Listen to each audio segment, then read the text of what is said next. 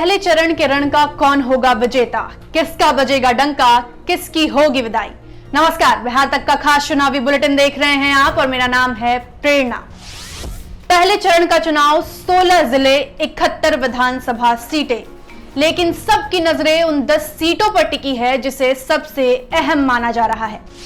इन सीटों में डुमरांव, दिनारा, रामगढ़, इमामगंज, गया टाउन, मोकामा, लखीसराय, जमुई, तारापुर, जहानाबाद शामिल है। इन सीटों पर बिहार सरकार के कई मंत्री, पूर्व मुख्यमंत्री और प्रदेश के कद्दावर नेताओं की प्रतिष्ठा दांव पर लगी है। साल 2015 के प्रथम चरण की इन 71 विधानसभा सीटों में से 54 सीटें ऐसी थी जो महागठबंधन के खेमे में गई थी, वहीं 15 सीटें एनडीए के खेमे में। लेकिन इस बार चूंकि समीकरण अलग हैं, गठबंधन का स्वरूप अलग है, रूपरेखा अलग है, ऐसे में इस बार के नतीजे में एक बड़ा अंतर देखने को मिल सकता है। सीता मैया, राजा जनक, कविराज विद्यापति के ई मिथिला भूमि के नमन करे छी। मगर एक कमी जरूर है हमने, हम झूठ बोलना नहीं जानते। उनके सामने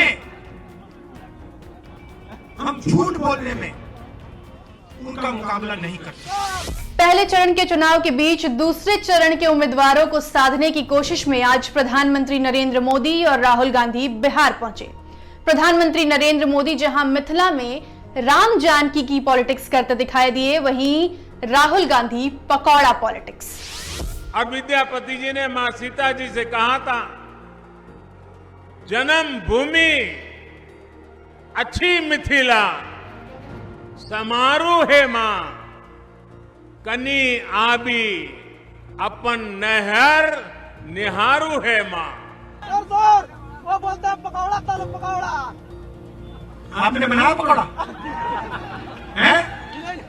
अगली बार आएंगे तो पकौड़ा बना के मोदी जी को, नीतीश जी को थोड़े खिला देना। बीजेपी ने इस दौरान राहुल गांधी के खिलाफ चुनाव आयोग में शिकायत दर्ज करा दी। असल में राहुल गांधी ने अपने ट्विटर हैंडल से एक ट्वीट किया था। राहुल गांधी ने इस ट्वीट में पहले चरण के उम्मीदवारों से महागठबंधन को वोट करने की अपील की थी।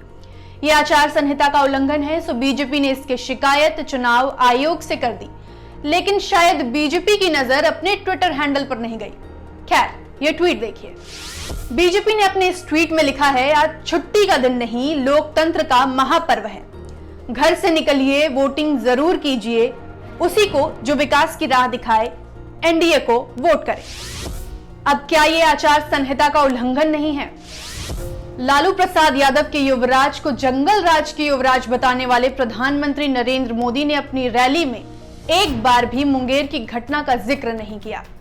क्या ये घटना अगर बंगाल में हुई होती, केरल में हुई होती, तो भी प्रधानमंत्री नरेंद्र मोदी और बीजेपी के तमाम बड़े नेताओं की जुबान अब तक सिली होती?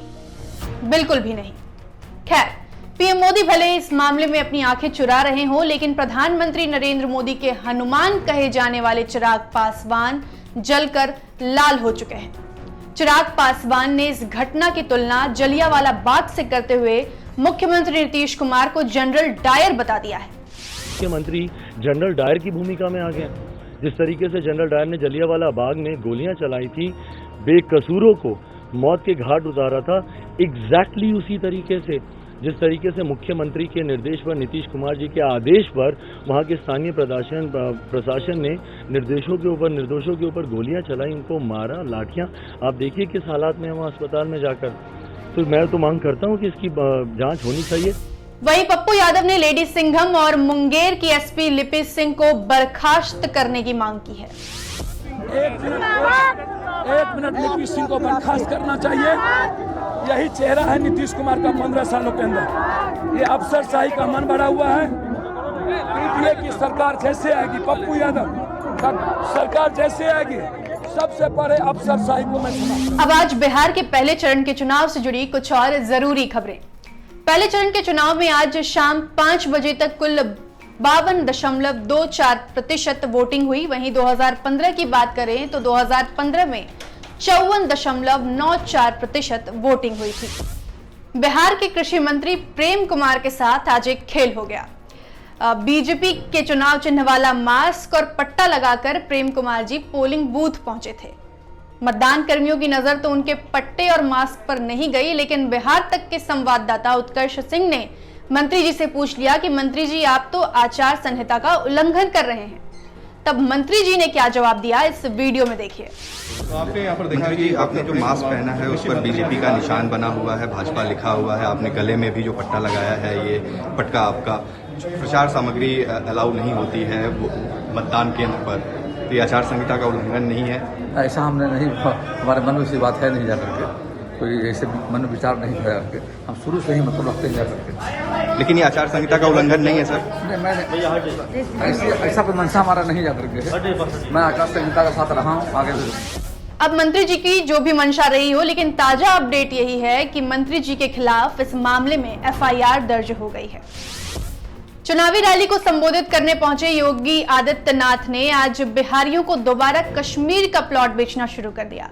माफ कीजिएगा, योगी आदित्यनाथ ने गरजते हुए ये कहा कि धारा 370 हटने के बाद अब बिहारी भी कश्मीर में प्लॉट खरीद सकते हैं। एक भारत श्रेष्ठ भारत की इस परिकल्पना को साकार किया है मोदी जी ने।